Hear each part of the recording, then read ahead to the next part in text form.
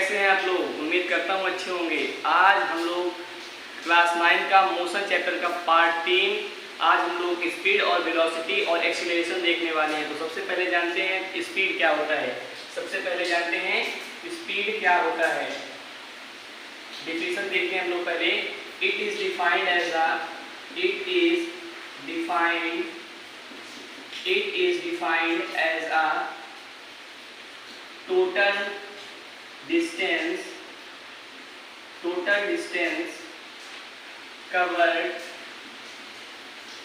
total distance covered by object at per unit time. It is defined as the total distance covered by object at per unit time. यानी speed define किया जाता है जब कोई object कोई एक total actual distance cover कर लेता है पर यूनिट टाइम में। जैसे कोई ऑब्जेक्ट यहाँ पे है, वो यहाँ से यहाँ गया, एक डिस्टेंस ट्रेवल किया, वो डिस्टेंस 1 मीटर थी और वो बॉडी यहाँ से यहाँ पहुँच गई, तो उसने उसका कुछ तो स्पीड रहा होगा तभी वो अपना डिस्टेंस ट्रेवल की, तो इसी को स्पीड कहा जाता है। उसके बाद देखते हैं वेलोसिटी क्या होता है। क्या देखते हैं? वेलोसिटी क्या होता है। सबसे पहले डिफिनेशन पे आएंगे हम लोग। डिफिनेशन क्या होता है वेलोसिटी की। It is defined as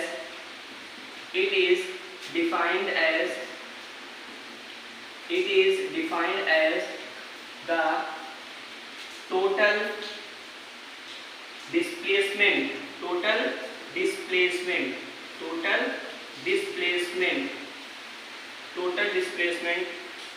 of object at unit time। जैसे कोई ऑब्जेक्ट यहाँ पे है, वो कोई ऑब्जेक्ट यहाँ पे पॉइंट ए पे है, पॉइंट बी गया, उसके बाद बी से सी चला गया, सी से डी चला आया, इसकी डिस्प्लेसमेंट 0 हो गई, इसी को वेलोसिटी कहा जाता है। वेलोसिटी की एक डिफिनेशन और होती है जिसमें डायरेक्शन का बता दिया गया हो, जिसमें डायरेक्शन इंक्लूड होता है, उसे वेलोसिटी कहा जाता है। अब हम लोग देखते हैं एक्सीलरेशन क्या होता है। तो अब हम लोग देखेंगे एक्सीलरेशन क्या होता है। एक्सीलरेशन होता क्या है। तो सबसे पहले हम लोग डिफिनेशन देखेंगे एक्सीलरेशन की। It is defined as the change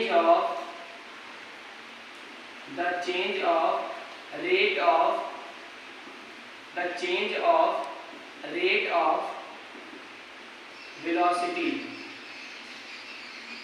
It is defined as the rate of change of velocity। मतलब जब वेलोसिटी में कोई चेंज होता है तो उसे एक्सीलरेशन कहा जाता है।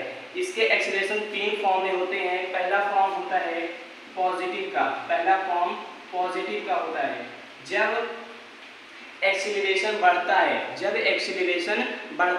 वेलोसिटी बढ़ती है, जब वेलोसिटी में चेंज होता है और एक्सीलरेशन होता है, जब एक्सीलरेशन बढ़ता है तो उसे पॉजिटिव में इंक्लूड किया जाता है, जिसकी साइन प्लस होती है। और जब निगेटिव में होता है एक्सीलरेशन, होता है तो उसे माइनस से डिनोट किया जाता है। और कभी कभी एक्सीलरेशन 0 होता है, जब वेलोसिटी 0 होती है तब 0 होता है।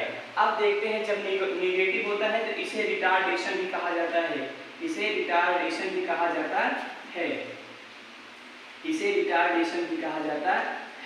अब देखते हैं एसआई यूनिट एक्सीलरेशन की क्या होती है। एक्सीलरेशन की एसआई यूनिट होती है मीटर पर सेकेंड स्क्वायर। ध्यान से देखिएगा आप लोग, मीटर पर सेकेंड स्क्वायर होती है। और डिनोट किससे किया जाता है? एक्सीलरेशन डिनोट किया जाता है ए से, ए साइन से डिनोट किया जाता है एक्सीलरेशन। तो अब हम लोग देखने वाले हैं हमारे मोशन चैप्टर का जितना फार्मूला है, जिसमें न्यूमेरिकल बेस्ड क्वेश्चन आते हैं, वो फार्मूला आज हम देखेंगे। इसी से पूरा न्यूमेरिकल मोशन चैप्टर का सॉल्व होता है। तो सबसे पहला न्यूमेरिकल जैसे एग्जांपल में दिया गया है हमारे एनसीईआरटी बुक में, एवरेज स्पीड का फार्मूला क्या होता है? एवरेज स्पीड का फार्मूला होता है टोटल डिस्टेंस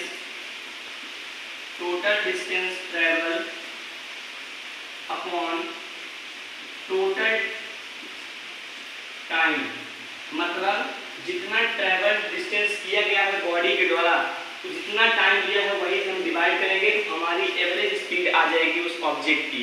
अब देखते हैं एवरेज वेलोसिटी कैसे फाइंड करेंगे।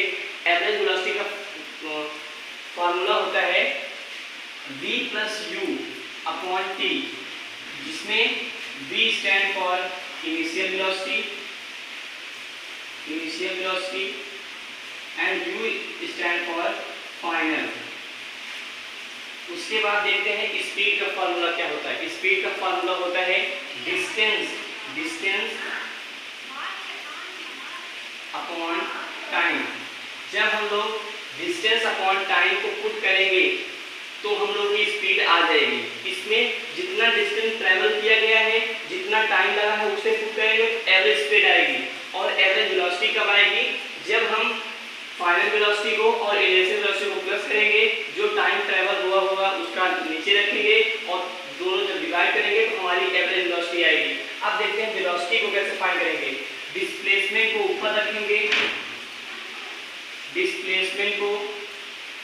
ऊपर रखेंगे, जितना टाइम ट्रेवल किया गया हो बॉडी के द्वारा उसे नीचे करेंगे तो हम लोग की वेलोसिटी निकल आएगी। अब सबसे इंपॉर्टेंट बात आती है एक्सीलरेशन। सबसे ज्यादा क्वेश्चन यही फंसते हैं, तो ध्यान से देखिएगा आप लोग इस फॉर्मूले को, इस फॉर्मूला को। एक्सीलरेशन मतलब होता है change in velocity upon change in time, delta v upon delta t। Delta मतलब होता है चेंज,